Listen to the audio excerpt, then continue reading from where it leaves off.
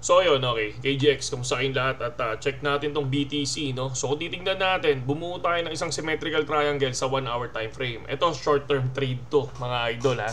So hindi to long term trade. So titingnan natin ngayon. So saan ba ang possible na kunin ito? So kung sa 1 hour time frame, meron tayong 98,243. Meron tayong 96,732. So possible kung ma-break yan, pwedeng bumagsak yan mga idol hanggang dito sa 95.7. So kung titignan naman natin, liquidation heat map mga idol, no? So kagabi, so nagsabi tayo kagabi na possible pumunta ng 97 si BTC. So nasa 99 siya kagabi ha, 99 to I think baka umabot pa ng basta 99.7 or 99.4. And then ngayon umabot na siya ng 97 or bumaba pa to kanina. Okay, ngayon may nabubuo na sobrang laki ng liquidation pagdating sa ilalim, no? So merong 44, merong 45. Dito naman merong 44, merong 45, magkahiwalay, may 38. So possible, ano ba yung pwede niyang kunin? Paano ba tayo magti-trade dito mga kapatid? No? Titingnan natin ngayon to. So para sa akin lang to ha. So 97,200, check natin kung kukunin niya. Ito si 97,200 yun nandito sa area na to, 98,200 o 98,400. Possible, pag na-break niya yan, kukunin niya to. Pero para maging safe kayo, hantayin nyo muna kung sino yung kukunin niya. Yun yung pinakamaganda dyan. Ako, tinitingnan ko yan. Wait muna. So, saan ba yung kukunin dito? Pag kinuha to, doon ako mag-short position. Pag kinuha yan, doon ako mag-short position. Or pag kinuha to, doon ako mag-short position. Ngayon, pag kinuha naman to, at bumaba dito sa area na to, doon ako maglo-long position naman, no? Kapag ganyan na hindi ka sigurado sa trade mo kasi nasa 1 hour time frame ka, hintayin mo lang kung sino yung una niyang kukunin mga kapatid. Kung sino yung una niyang kukunin. Once na nakuha niya yan, ayun, doon kayo mag-take ng long position. No, may makikita kayo niyan. Possible na biglang umangat. Parang ito, nung kinuha niya to, biglang lumipad. Nung kinuha niya to, kinuha niya kagabi yung 97. So ngayon, kinuha niya tong area na to, so naglaro-laro lang siya ngayon. So ngayon, hanggang sa nagkaroon ng pwedeng i-liquidate, nag-iisip na yan. So possible gumalaw yan 9:30 or 10:30 or alas 11, ganyan. Diyan siya, karaniwan. So pag kinuha niya to ng 9:30 o kaya 10:30 lumipad, pagdating ng 11, baka biglang mag-drop na naman. Or kapag nagkaroon ng panibagong ililiquidate dito na malaki, possible biglang kunin pa yon, no? So ingat lang tayo mga kapatid. Ganun lang yan. Ako tinitingnan ko sinong una niya makukuha, doon ako papasok, no? Doon ako kunyari kung sa ilalim, lulong ako. Pag sa babaw yung kinuha niya, mag-short ako. Pero laging 20% lang.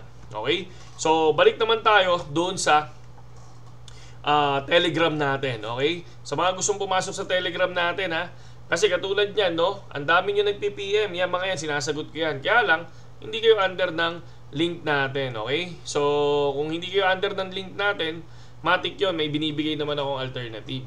So, kung ayaw nyo pa rin, wala naman ako magagawa dyan. So far ito, yung ating PNL status, napakadami na nag-profit, no, nag-buyback, no, sa sobrang deep, sobrang lakas din, no? Yung iba nag-shopping eh. No, tingnan nyo, shopping, 300. Ito, marami din, 47, 35, 225, 19, 74, 100, 107. Ito yung sinabi natin na possible buyback. Ngayon, lalaki o ADA, 180, 20, 65, di ba?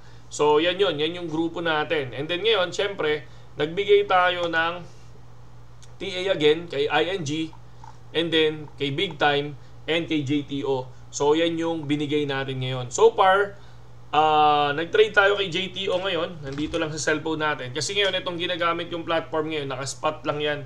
Ito yung ginagamit natin na nag-trade tayo, isang platform din. So far 144.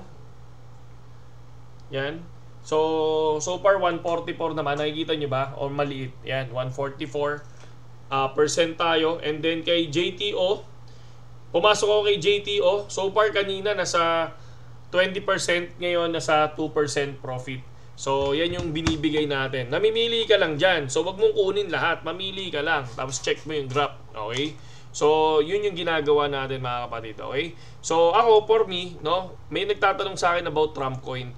Sinabi ko na itong Trump coin. Sabi ko sa inyo, for me, maganda siyang bilhin ng 15 to 20 USDT. No? 15 to 20 USDT. So far, nag-16 USDT na siya. para sa akin is good to buy na siya that time.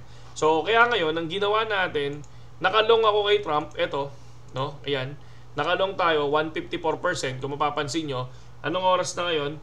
6:25 yan mga idol, no? So, 125% na yung profit natin dito. Ongoing pa yan, hindi ko pa sinasara yan mga kapatid, no?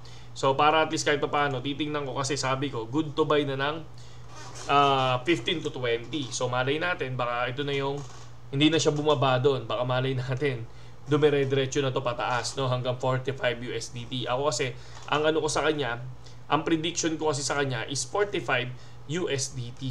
So, yun siya. Yun yung prediction natin. Pasensya na kasi wala, may kanya-kanya tayong prediction, di ba? Kung kayo, ayun, galing oh.